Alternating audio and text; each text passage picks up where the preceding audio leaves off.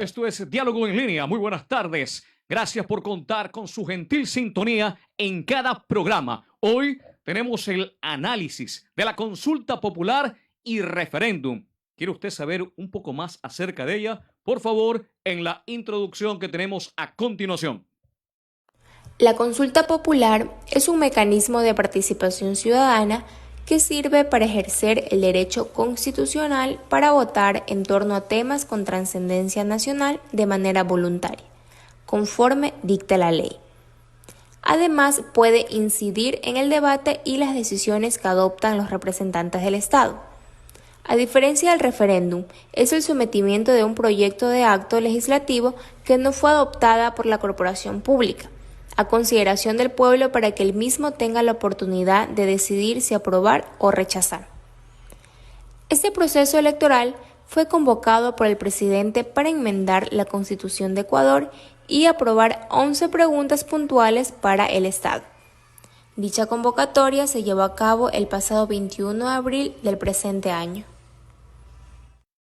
Bien, hoy, como les indicábamos, tenemos el análisis de la consulta popular y del referéndum. Para ello, permítanme presentar y damos la más cordial bienvenida al abogado José Diarte, abogado de los juzgados y tribunales de la República y también máster en Derecho Constitucional. Muy buenas tardes, abogado. ¿Cómo están ustedes? Gracias por haberme invitado.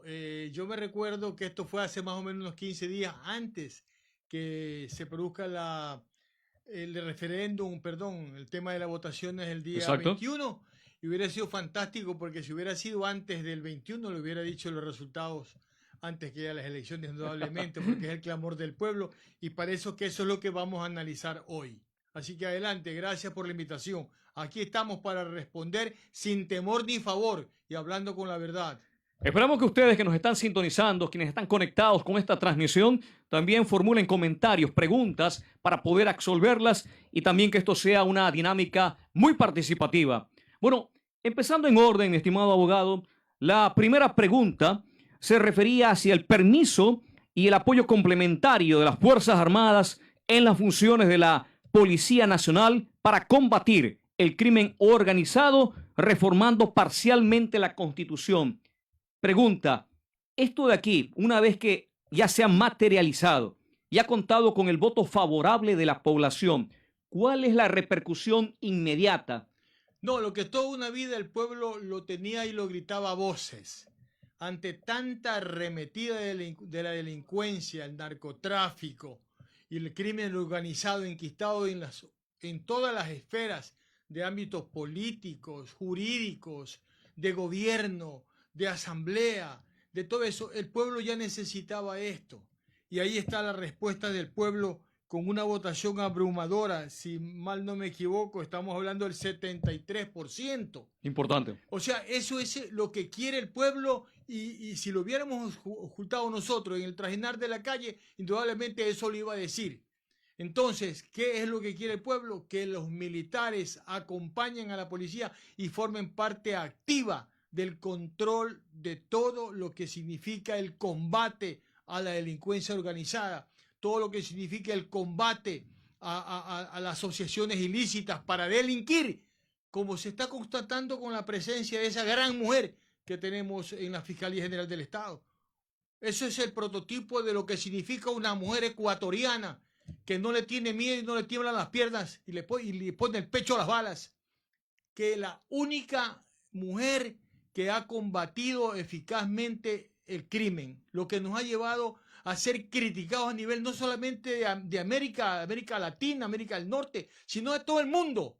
Ecuador está entre uno de los países más corruptos en esta situación del crimen organizado, cómo se ha penetrado como una verdadera metástasis en el pueblo y en la ciudadanía que ve con horror cómo se han festinado los dineros del pueblo. Y alguien por ahí dijo, el convenio entre particulares es de respetar, pero no en la forma como se dice peyorativamente. Aquí se está perjudicando al pueblo con los dineros del pueblo y sin embargo siguen negando. Entonces es necesario que los militares, conjuntamente con la policía, intervengan y se convierten los narcotraficantes, los que están metidos en esto, como objetivo militar.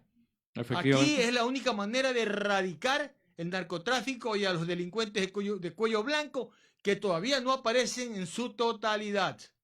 Efectivamente, y como usted dice, es un clamor ciudadano que se materializó en el voto realizado la semana anterior y que tuvo como resultado el porcentaje que usted menciona y que se espera que con este cambio la Fuerza Armada se involucre mucho más en el apoyo complementario a la Policía Nacional versus la delincuencia organizada, terrorismo y mafias. Estimado amigo, yo quiero hacerte un pequeño comentario, un adendum a esta situación.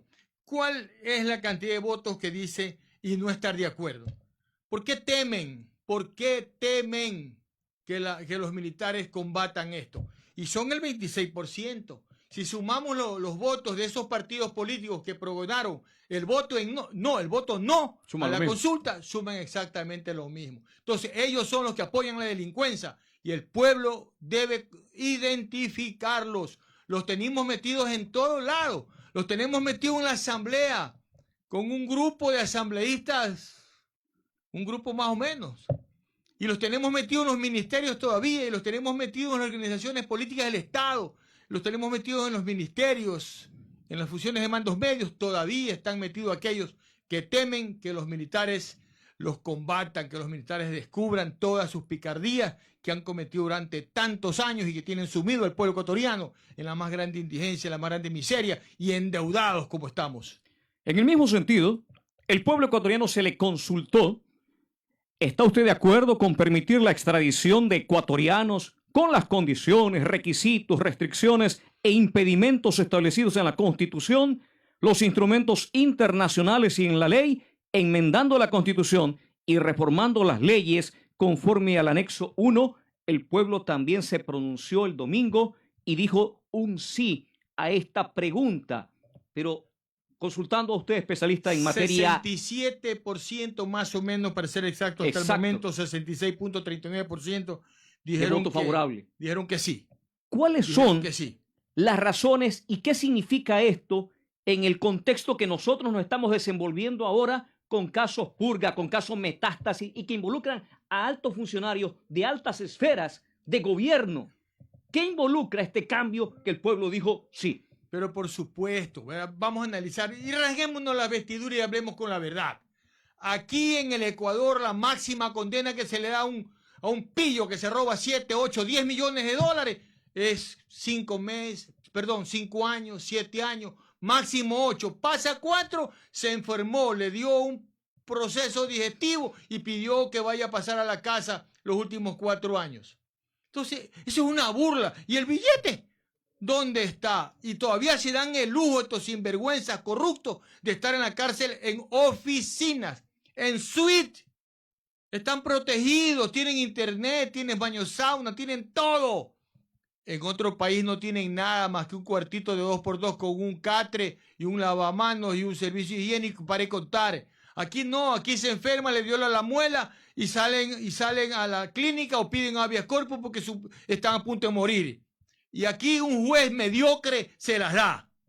Eso hicieron hace muchos años cuando introdujeron y reformaron la Constitución del 2008. Hicieron una Constitución a su medida. Cosa que estos delincuentes de cuello blanco se robaron millones de dólares. No pasan más allá de 8 años. ¿No ve Poli?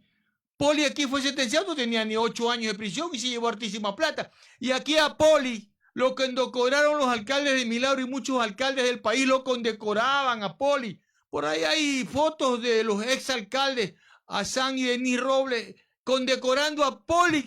Y ahora Poli está condenado por pillo y por corrupto. Solamente en mi país se ve eso. Por lo tanto, totalmente de acuerdo a lo que el pueblo quiere. Que se vayan extraditados si otro país lo requiere y se han cometido delitos contra ese país, en ese país, obviamente analizando la Constitución y analizando todos los instrumentos internacionales para que puedan permitir así hacerlo, tiene que el país hacerlo y la elección del día, la votación del día domingo pasado así lo está permitiendo. Así que la Asamblea tendrá que en los próximos días que conozca todo esto, sobre todo la reforma a la Constitución, a las enmiendas a la Constitución, deben hacerse y permitir y aceptar lo que el pueblo dijo en elecciones. Aquí no vengan que se reúnen 2 o 3 bancadas y dicen no. Eso tiene que respetarse. Lo que el pueblo dijo en las urnas, los señores de la asamblea, tienen que respetarlo, si no ese es desacato. Y puede costarle el puesto de asambleísta a aquel sinvergüenza que pretenda no aceptar la voluntad popular. Es mandato del pueblo y es obligatorio de los asambleístas realizarlo bien y en el menor tiempo posible.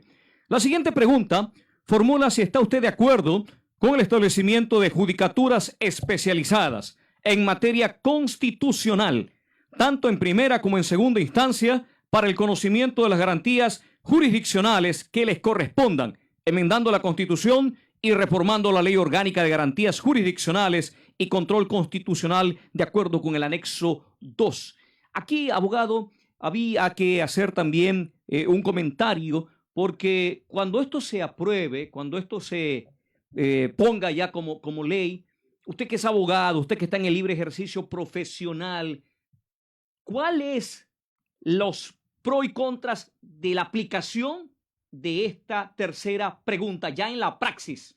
Sí, o sea, eso es fácil de deducir. Es que no podemos concebir que un abogado que se graduó hace 2 o 3 años, de repente aparece como juez en alguna judicatura, tenga que resolver un caso de garantías jurisdiccionales de una persona y el tipo nunca conoció pues eso de las garantías constitucionales, ni es especialista en derecho constitucional, ni derecho internacional, ni conoce cuál es la Comisión de Derechos Humanos, ni la Corte Interamericana de Derechos Humanos, tenga que resolver un asunto que es netamente constitucional. No, pues, al zapatero, ¿cómo que dice? Hay un dicho que dice zapatero a su zapato. Exacto. A ver, es más o menos, vamos a poner un ejemplito, es como si yo tengo un hijo enfermo y tiene un dolor de estómago y lo llevo a donde tengo que llevarlo de un pediatra, pues si mi hijo es menor de edad, entonces el niño, el médico pediatra va a poder diagnosticar y decir qué es lo que tiene el niño, pero no lo voy a llevar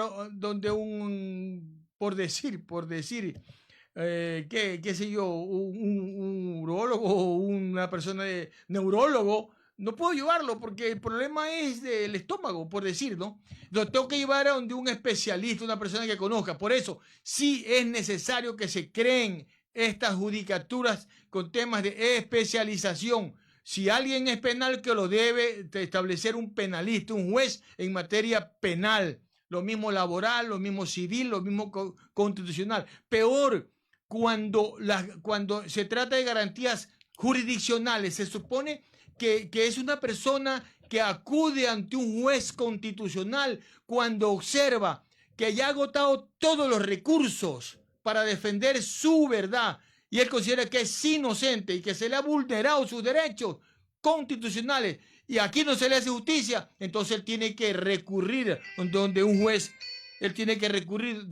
juez, constitucional especializado. Si ya se le vulneran sus derechos aquí, tiene que ir ante la Comisión Interamericana de Derechos Humanos y luego ante la Corte Interamericana de Derechos Humanos. Pero aquí no sería necesario si nosotros tenemos personas especializadas en estos temas. Esa es básicamente lo que habla la pregunta que estamos haciendo referencia, que creo que es la pregunta 3. Efectivamente, sí. También al pueblo se le consultó sobre si estaba de acuerdo que el Estado ecuatoriano reconozca el arbitraje internacional como método para solucionar controversias en materia de inversión, contractuales o comerciales. Esta pregunta, a diferencia de las anteriores que tuvo una amplia aceptación, fue todo lo contrario.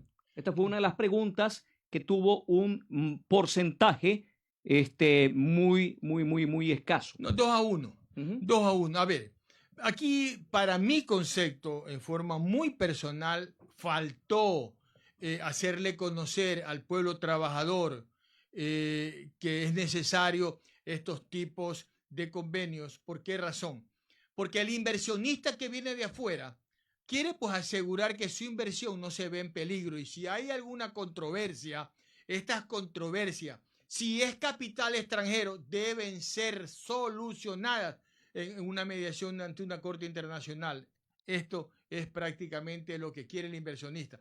es de que se le garantice. A ver, veamos nosotros, cuando una persona invierte al poner un negocio, si le va bien, el 15% de cajón de entrada, el 15% de esas ganancias son para el trabajador. De una, el que invierte ya sabe que el 15% de su inversión va a ser repartida a la clase trabajadora.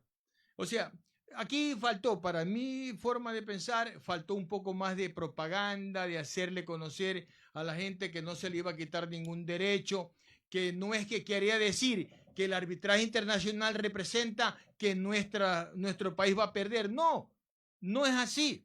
Entonces, sin embargo, le faltó propaganda, hacerle saber al pueblo. Sin embargo, hay que respetar la decisión del pueblo. Exacto. Ya habrá algún momento en que el pueblo se va a dar cuenta de que sí es necesario para que el que tiene el dinero y viene a invertir tiene que tratar de asegurar pues que esa inversión esté bien hecha y que los jueces aquí no le vayan a hacer la grande, o sea que le vaya a perder su inversión, por eso es que se corre. La otra pregunta que ya me la vas a hacer, que también salió con el no, ya vamos a analizarla, lo que pasó ahí. Como usted menciona, el gobierno tal vez como estrategia principalizó algunas preguntas vinculadas con seguridad y hecho tuvo éxito, pero otras tuvo otra reacción el pueblo ecuatoriano. Y en ese sentido se le consultó en la pregunta E si estaba de acuerdo con enmendar la Constitución de la República y reformar el Código de Trabajo para el contrato de trabajo a plazo fijo y por horas, ¿sí? Cuando se celebre por primera vez entre el mismo empleador y trabajador sin afectar los derechos adquiridos de los trabajadores. ¿Por qué la población en ese sentido indicó que no en el porcentaje que usted ya tiene? Insisto, o sea, para mí faltó comunicación y hacerle entender al pueblo. Vea, hagamos una reflexión. Esta pregunta ganó largo en Europa, en Asia, en Norteamérica. Ganó. ¿Por qué? Porque el ecuatoriano que está allá sabe sabe que el trabajo por hora es beneficioso. Si tú tienes un trabajo, trabajas 8 horas, por decir, de 7 a 3 de la tarde, pero tu empleador te dice a ti de que necesitas, si quiero, hay un cacholito de 2 o 3 horas más en el día. ¿Qué te parece? Puedes venir a trabajar. Allá en Estados Unidos, allá en Europa lo hacen. Yo pasé unos 2 o 3 meses visitando un hijo en España y yo veía que así trabajaba. Se sacaban la mugre trabajando, pero se les pagaba. Aquí no se estaba perjudicando al trabajador. ¿Por qué? Porque se estaba haciendo una deducción de lo que significa no el salario básico, que son $460, creo, o se estaba volviendo la canasta básica. Nosotros, dentro de esa liquidación de por horas, por primera vez, de un trabajador que quería trabajar por hora, estaba deducido el diario por hora. Y ahí estaba incluido todos los derechos de los trabajadores, 13º, 14º, vacaciones, afiliación a la Seguridad Social. O sea, no se estaba perjudicándoselo. Se está dando la oportunidad más bien a que si quiere trabajar unas 2 o 3 horas más adicionales a la que tiene, o algún joven emprendedor que esté estudiando, pero se le da la oportunidad de trabajar 2 o 3 horas en alguna parte para tener algo, para continuar con sus estudios, se le está dando la oportunidad de que ese joven pueda tener algún tipo de ingreso de alguna manera, no esté esperanzado solamente a los padres que de todas maneras, que de alguna forma le ayudan para que estudie, o aquellos que en algún momento fuimos estudiantes universitarios y tenemos que hacer sacrificios tremendos para poder continuar nuestros estudios, estudiar en la ciudad de Guayaquil, y hacíamos bastante esfuerzo porque no había. Entonces, esa era la oportunidad que el pueblo, que el gobierno le estaba dando a los jóvenes emprendedores, a la clase trabajadora, para que de una manera tenga un adicional de tiempo complementario para que pueda sumarle al valor que gana un trabajador. Y obviamente $460 no es gran cantidad de dinero, pero en todo caso, a estar desocupado, mejor es ganar eso y ganar un adicional por horas complementarias que quisiera hacerlo luego de su jornada laboral. Entonces, además, el tema de las horas, si bien es cierto, está prohibido en el Código del Trabajo, pero sí hay contratos de trabajo complementarios que el pueblo debió haberlo resuelto. Pero ¿quiénes propiciaban eso? Las grandes centrales de sindicalistas, porque viven de la clase trabajadora. Ellos son los que promueven eso. No, pero díganle por qué no. Nunca lo dijeron. Y también le faltó al Estado que pueda promocionar cuál era la real verdad que queríamos hacer con el tema de las horas extraordinarias o las horas extras, que queríamos hablar de las horas adicionales que Sí, estamos hablando en exactamente. esta pregunta. En todo caso, ya buscará el gobierno la forma de ayudar a los emprendedores, a la juventud de ahora, de que tenga unas horas de trabajo para que puedan tener algún tipo de ingreso y puedan seguir sus estudios o puedan llevar el pan nuestro de cada día a sus hogares de alguna manera hasta conseguir o profesionalmente o algún trabajo artesanal poder trabajar, que eso es lo que busca el gobierno, crear fuentes de trabajo, y una de las formas es que las grandes empresas puedan adicionar unas horas complementarias a las personas que así deseen hacerlo. Con los resultados de la consulta popular, la Asamblea tiene que reunirse y una de las preguntas en las cuales tiene que también presentar las reformas debidas es la relativa a que se está de acuerdo con que las Fuerzas Armadas realicen control de armas, municiones, explosivos, accesorios, y aquí la palabra fundamental, permanentemente en las rutas, en los caminos, en las vías y corredores autorizados para el ingreso a los centros de rehabilitación social. ¿Qué implicación tiene esta pregunta? Que obviamente va a haber más control, pues. Eso es lo que, bueno, no quiero pecar, pero en realidad antes de la intervención de los señores militares, efectivamente nosotros veíamos masacres carcelarias. La pregunta es, ¿por dónde entraban las armas? ¿Quién se los permitía? Tenían hasta caletas. Así es. Ahorita vemos que hace unos 3 días, a pesar de la intervención de los militares, tenemos que han encontrado metralletas, más de 21.000 municiones. Acabo de verlo en las noticias del mediodía. Sin embargo, ya ha bajado el índice de tener armas en los centros de reclusión, en los centros penitenciarios. Sin embargo, ingresan. Yo considero que la actitud de los señores militares tendrá que hacer ahora un trabajo de inteligencia para saber por dónde meten las armas.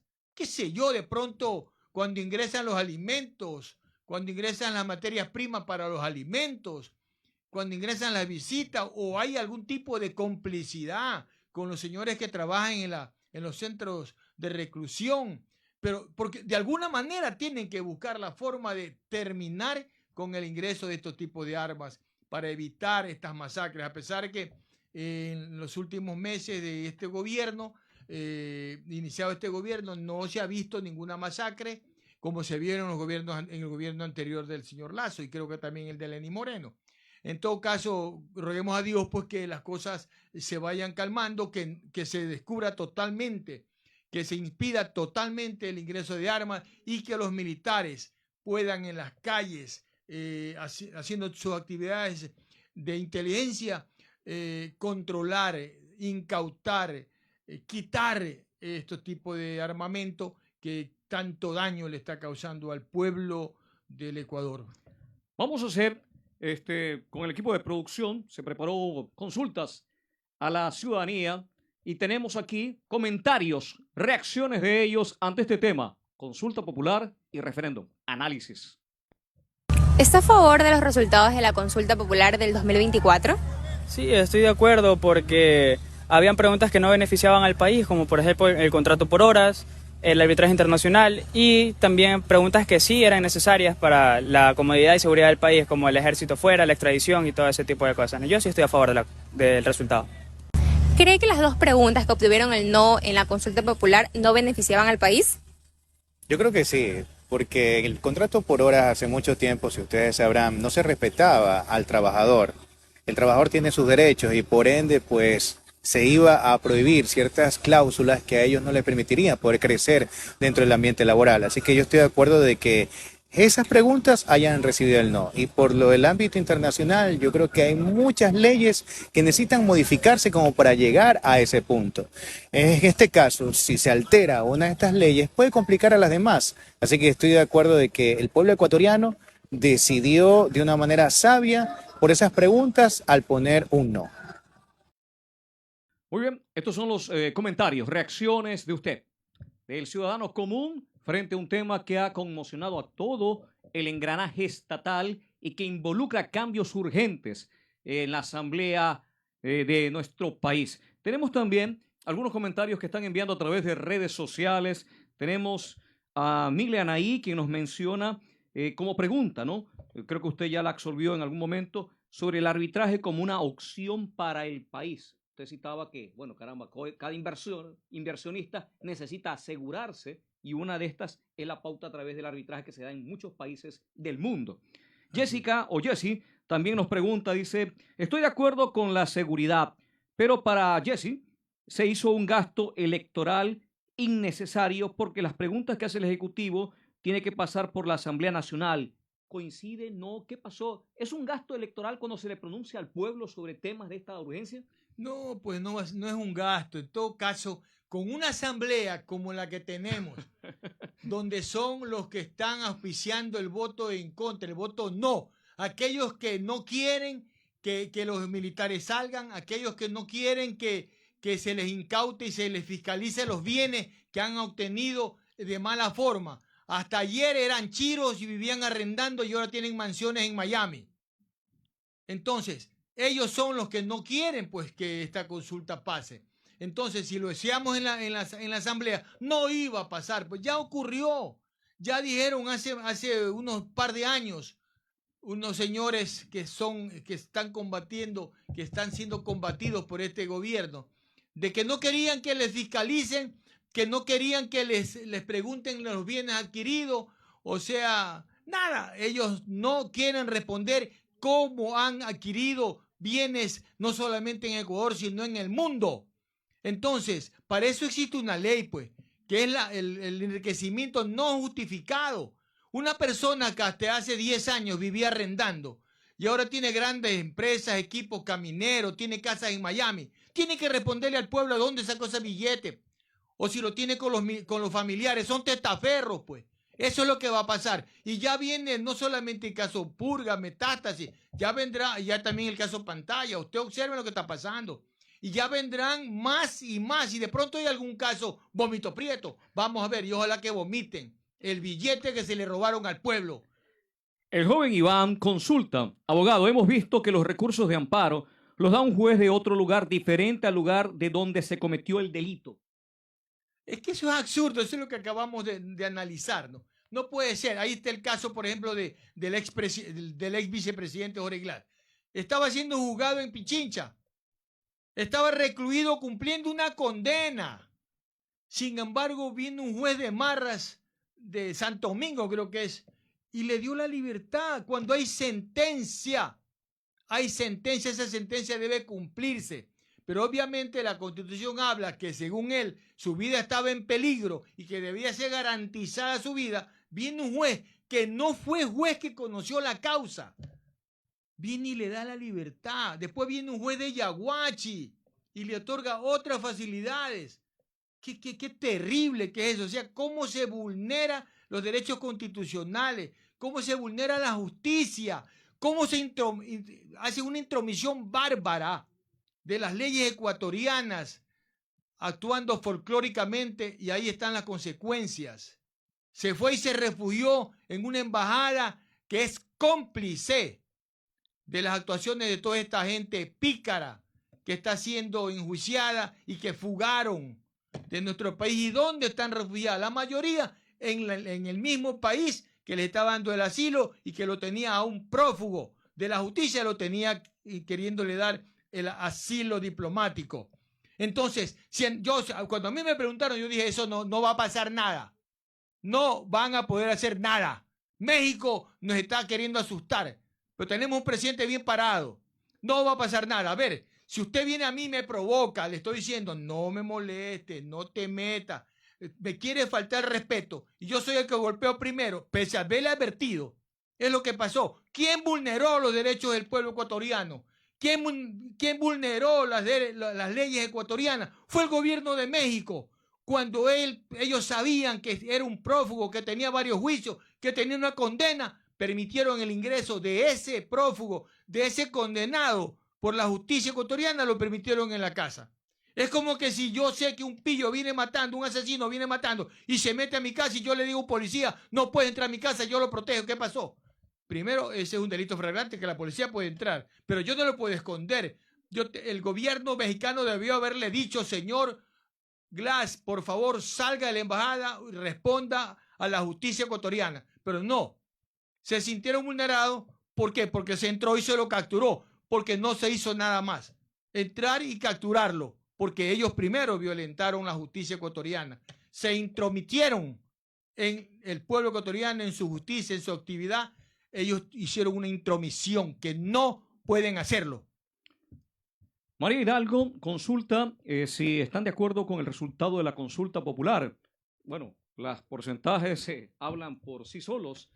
Lo que estamos haciendo aquí es un análisis de cada una de estas preguntas y cuáles son las consecuencias que tienen en el futuro inmediato para el país y vía asamblea. Así es, la asamblea, una vez que se declare el triunfo, los resultados, el Consejo Electoral. Exactamente, tiene 5 días para convocar y resolver. Ahí no tienen y no pueden hacer nada. Ahí más bien se van a terminar de sacar la careta quienes no están de acuerdo con la votación mayoritaria del pueblo ecuatoriano. Ahí el pueblo ecuatoriano los va a terminar de identificar. Y se vienen unas próximas elecciones. Ahora no sé con qué cuentos nos saldrán aquellos sindicalistas vagos que pululan en el Ecuador, que pasan 15 y 20 años todavía como dirigentes sindicales, como que no hay juventud que pueda ellos reemplazarlo a defender los derechos de los trabajadores, que yo también los defiendo. Yo también los defiendo porque me encanta lo laboral, conozco el código laboral, conozco los derechos de la clase trabajadora. Entonces, cuando veo una situación de esta naturaleza que podría estar atentando los derechos de los trabajadores, yo soy el principal crítico. Pero si yo veo que estos pueden ir tomados de la mano y puede llegarse a un consenso mediante una mediación y decir qué es lo bueno y qué es lo malo, qué es lo que puede favorecer a los trabajadores, ahí estaremos de acuerdo. Porque lo que necesita el Ecuador es trabajo para evitar la migración de tanto cerebro joven que sale en nuestro país por falta de fuentes de trabajo. Aquí nos estamos haciendo profesionales, miles de profesionales salen de las universidades, de la gloriosa UNEMI, hartísimo profesional. Y la pregunta, ¿dónde están nuestros productos? Excelentes productos, pero ¿estamos seguros que consiguen trabajo? Entonces ahí también va nuestro pensamiento, tratar de alguna manera de apoyar a todos nuestros profesionales que nacen de las universidades, a ver cómo se los apoya, y eso es crear fuentes de trabajo para ubicar a nuestros profesionales. Al pueblo se le consultó y se pronunció. En la pregunta G, ¿está usted de acuerdo con que se incrementen las penas de los delitos de terrorismo, su financiación, producción, tráfico ilícito de sustancias catalogadas sujetas a fiscalización, delincuencia organizada, asesinato, sicariato, trata de personas, secuestro extorsivo, tráfico de armas, lavado de activos, actividad ilícita de recursos mineros, reformando el Código Orgánico Integral Penal conforme al anexo de la pregunta? El pueblo también se pronunció en su mayoría de que estaba de acuerdo con esta reforma y con este incremento de penas. Pero por supuesto, pues verá, ustedes están viendo la noticia del señor Poli. Sí. A él lo están juzgando como por 5 o 6 delitos. Y van sumando, van sumando. Aquí en el Ecuador, si hay concurrencia de delitos y de penas, no pasa de 40 años. No pasa, no puede pasar. En los Estados Unidos es muy probable, dicen los comentarios, de que podría estar llegando hasta 100 años. Aquí en el Ecuador eso nunca se va a dar, porque no está contemplado ese tipo de penas, ¿no es cierto? Pero en otros países sí. En consecuencia, y aquí nos falta algo también, algo que nosotros heredamos de otro país, como Colombia y Venezuela, el tema de las vacunas, ¿no es cierto?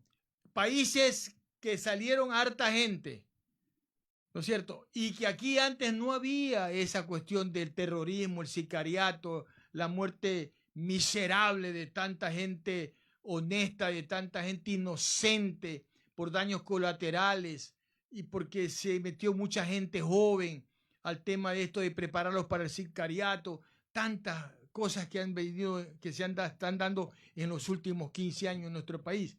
Las famosas vacunas. Nosotros no teníamos nada de eso. ¿Qué le llaman las vacunas? Y todas esas cosas va a combatirse. Y la única forma de combatirla es aplicando mano fuerte, mano dura. A pesar de que en forma muy personal, yo no estoy de acuerdo en que a un ciudadano se le dé 30 años de cárcel porque igual el Estado lo va a mantener. ¿Y cómo se mantienen a los presos? Con los impuestos de los ecuatorianos que sí trabajamos, pues. Entonces tiene que haber alguna otra manera, pero en todo caso, si viene el incremento de pena, ya no vale lo que es mi opinión. Ya el pueblo lo dijo. Casi el 70% de esa votación dijo que sí.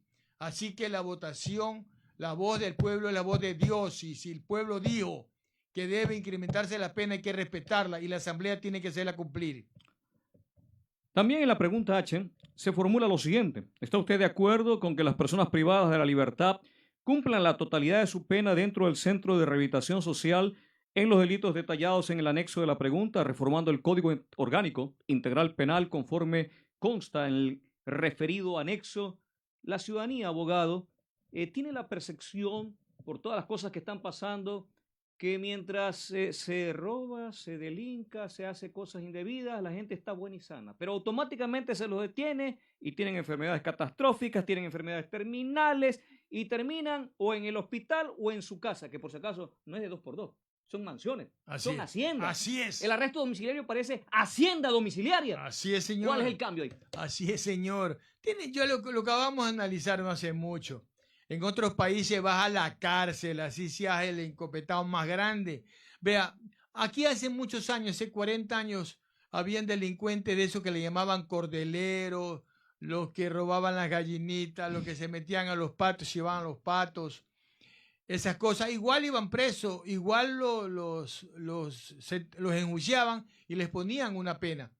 Pero después del 2007-2008 se cambió y aquel que roba un celular que cueste menos de un 50% del salario básico, no es sanción, es una contravención. O sea, lo estamos gratificando, así róbame nomás, pero igual no te voy a la cárcel. Y lo mismo pasa con los menores. Miren lo que pasa ahorita con un menor de 14, 15 años que mata miserablemente a un pobre hombre chofer que se gana la vida honestamente. Y ese joven, que porque tiene 14 años o 15 años, no pueden condenarlo, que él tiene que darle otro tipo de pena. Claro, lo ponen en libertad y mañana lo vuelve a matar. Y así ha pasado con personas que han estado presas 10, 15 veces en 4 o 5 años. Y ha habido jueces corruptos que lo han puesto en libertad pese al antecedente que tienen. No, pero aquí la ley dice que el pasado judicial de una persona no vale, sino el delito que cometió hoy. No importa que haya cometido 15 delitos en 4 años, eso ya no importa, eso es pasado judicial. Tienes que sancionarlo por el delito de ahora. Y si no lo has probado, vas a la calle. No es así, pues. No es así, decía mamá. No es así, dijo el cura de la UCI. Por favor, las leyes tienen que ser reformadas. El que comete un delito, sea a mano armada o sea de arranche, igual. La pena es distinta porque una cosa es un asalto a mano armada donde tú pones en peligro la vida de una persona con una tentativa de asesinato o un arranche que sales a carrera y te le robas un celular. Entonces, esos tipos de delitos tienen que ser sancionados. No puede ser que porque ese celular, como el mío, que no vale $200, es una contravención. Entonces, esas cosas el pueblo está pidiendo que cambie. Ecuador tiene que volver a ser un país donde se vivía en armonía, donde se vivía en familia, donde se podía vivir en paz. Sin embargo, 15 años atrás, cuando un gobierno permitió que las bandas delincuenciales sean o formen parte, se les dé la estabilidad, inclusive los confundían con los Boy Scouts, y ahí hasta lo metieron a la asamblea. Por Dios, eso tiene que terminarse. El que es delincuente es delincuente. ¿Dónde se ha visto que las cárceles son centros de rehabilitación? Ahí salen profesionales, máster en la delincuencia. Entonces tiene que buscarse el Estado, los especialistas, tienen que buscar la forma de rehabilitar, pero como debe de ser. Y a mi entender, sería tratarlo psicológicamente, psiquiátricamente, con trabajo social, un trabajo denodado, enseñarle al delincuente que debe tener una profesión y luego asegurarle un trabajo. Esas son tantas las formas que pueden controlarse estas situaciones, pero el pueblo respondió y esa respuesta tiene que ser respetada. En la pregunta I se consulta si está de acuerdo con que se tipifique el delito de tenencia o porte de armas, municiones o componentes que son de uso privativo de las Fuerzas Armadas o de la Policía Nacional, sin afectar a las armas de fuego permitidas para su uso civil. En este sentido, abogado, ahora que usted ve y que la gente ve en noticias que todos los días cuando hay batidas, cuando hay este tipo de operativos, antes se pensaba que solamente era la pistola, el cuchillo, ahora encontramos fusil de asalto, sin exagerar, ¿eh? Tipo Rambo, lanzacohetes, granadas. Oiga, tienen un parque militar más que el ejército de Estados Unidos. Y a uno no le permiten tener ni una pistola de balín, pues. Porque ni una pistola de balín le permiten tener porque ya lo están acusando también de portar armas. Vea, hace años, en gobiernos anteriores, desarmaron a la población civil. Y yo no recuerdo que por mi persona portar un arma, yo iba a matar o salía a matar. A la población civil la desarmaron. La desarmaron para facilitar que el delincuente ande armado. Y con toda seguridad el delincuente sacaba un arma y te robaba. Porque sabía que a quien estaban asaltando no tenía arma. No tenía arma. Y por ahí alguien dijo, déjate robar, es preferible que te dejen robar a que te maten. Hasta allá se llegó. O sea, tiene que de alguna manera erradicarse eso. Tiene que terminarse esa situación. ¿Verdad? El armamento de tipo militar tiene que estar con el militar y debe incautarse, debe hacer todo el trabajo que sea necesario para incautarla, para encontrarla, para buscarla, hacer trabajo de inteligencia. Y para mi concepto, a mi forma personal, muy personal de pensar, debe permitirse el porte de arma a las personas para defensa. Yo no puedo ver mi vida amenazada, tengo esposa, tengo hijos, que venga un sátrapa esquinero, me apunte y si yo quiero defenderme me mate y estoy desarmado. Y el tipo se larga o lo meten preso y a los 2 o 3 años sale en libertad porque le dio un dolor de cabeza y había que garantizarle la salud y viene un juez de marras y lo pone en libertad. O me mata un menor de edad y que como es menor de edad, pobrecito, hay que ponerlo en libertad porque su tipo de condena es otra.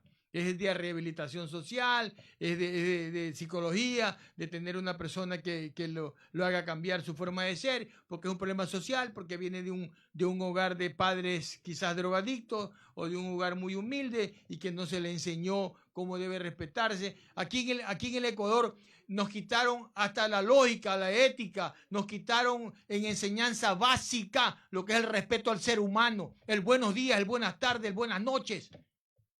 A mí mi maestra me pegaba un jaloncito de oreja y no me pasó nada y no estoy frustrado. Y soy un hombre de bien, me considero un hombre de bien, he criado a mis hijos, todos son profesionales y me siento orgulloso de ellos. Y de mí mismo porque los supe criar. En todo caso, seguí los ejemplos de una madre que cuando era de pegarme mi buen golpe, lo hacía y yo lo respeto mucho. Así que esa es la verdad y tiene que respetarse el derecho de las personas en la consulta popular. La pregunta J formula lo siguiente. ¿Está usted de acuerdo con que las armas, sus partes o piezas, explosivos, municiones o accesorios que fueron instrumentos u objeto material de un delito puedan destinarse al uso inmediato de la Policía Nacional o las Fuerzas Armadas y para ello obviamente la reforma al Código Orgánico Integral Penal? Ya, esta pregunta sí la voy a razonar un poco como abogado. A ver, tengo un diplomado en medicina legal y forense. Resulta que me contratan a mí porque encontraron a mi cliente un arma. Cuando me encontraron un arma y encontraron una persona, un sujeto muerto, avaliado, y piensan que mi cliente es el que lo mató. ¿Por qué le encontraron el arma? Pero resulta que en la práctica forense esa arma pasa a ser parte de la cadena de custodia, o sea, lo que encuentran en la escena del crimen, ¿no es cierto? Encontraron el arma, encontraron casquillos, encontraron el proyectil. En algún momento, cuando le hagan la autopsia al cadáver, van a encontrar ese proyectil dentro del cuerpo cadáver y van a determinar que murió a base de ese impacto de arma de fuego que presumiblemente salió del arma que tenía la persona ahora detenida. Aquí sí, yo no estoy de acuerdo por el momento en que el arma que incautan de resultado de un asesinato sea entregada inmediatamente a las Fuerzas Armadas o a la policía. ¿Por qué? Porque esa arma es una evidencia del cometimiento de un delito. ¿No ve que toda arma, toda pistola, todo revólver, dentro de su cañón tiene un alma, una especie como de estría, que cuando se dispara se impregna en el proyectil, en el plomo que llega hacia el sujeto que penosamente termina matándolo? ¿No es cierto? Pero si resulta que ese plomo no tiene la misma característica de la estría, del arma, del revólver, de la pistola, mi cliente no lo mató. Así lo hayan encontrado con ese revólver. Porque resultó que del revólver de mi cliente no salió el proyectil que mató al sujeto.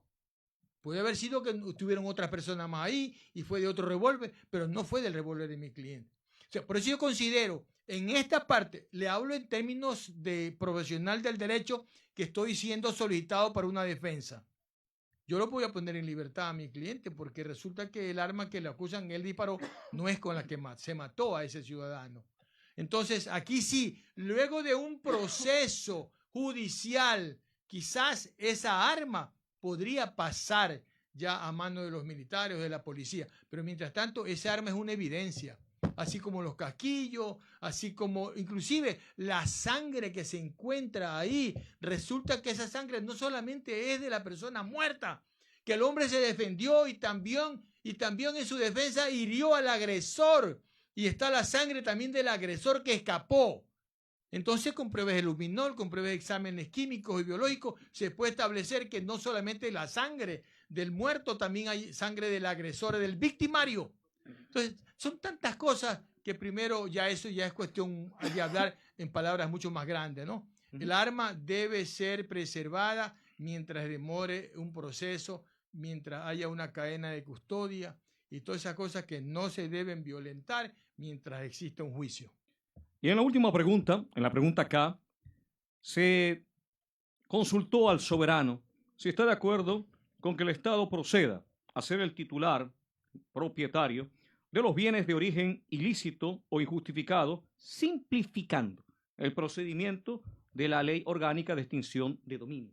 Así es, pues. ¿Quién no va a querer que se... Verá, hasta el momento, tantos enjuiciados que lo han encontrado culpable de enriquecimiento ilícito, de soborno. ¿Y siguen con sus bienes? Siguen con sus bienes, no le incautan un centavo. Se ha detectado que se han llevado 500 millones de dólares. ¿Dónde está ese billete?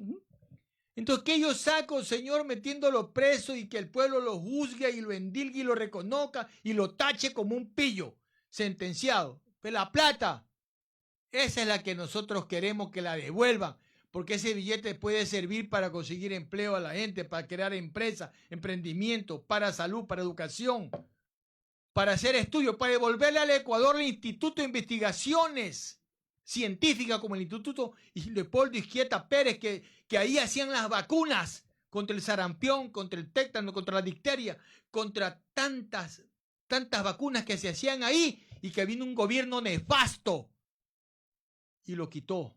Ahora tenemos que comprar vacunas a otro lado cuando nosotros en nuestro país la hacíamos. Y eso lo saben las personas que son de mi edad. Eso lo sabe el joven Zambrano, entonces. Eso lo puede saber Zambranito, quizás no ustedes, pero investiguen. Que antes nosotros teníamos un instituto de investigaciones, Leopoldo Izquieta Pérez, creo que se llamaba, si mal no recuerdo, y ahí se hacían investigaciones científicas para elaborar nuestras propias vacunas. Hasta eso nos quitaron. No solamente nos quitaron el sueño de vivir felices, nos han dejado una pesadilla que todavía la están trabajando para que esa pesadilla continúe.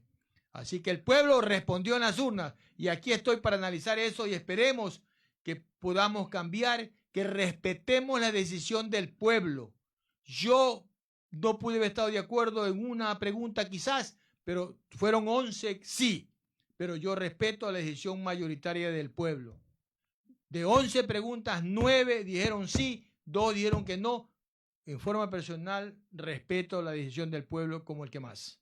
Ustedes han escuchado el pronunciamiento de nuestro entrevistado, los comentarios de las personas que se han conectado, los comentarios a través de redes sociales. Lo más importante de esto es saber que, como indicó el abogado, el pueblo se pronunció en las urnas y es una decisión mayoritaria que el Ejecutivo, el Legislativo, todo el organismo estatal tiene el derecho y la obligación de aceptarlo porque es lo que se prima dentro de un gobierno que se jacta de ser democrático.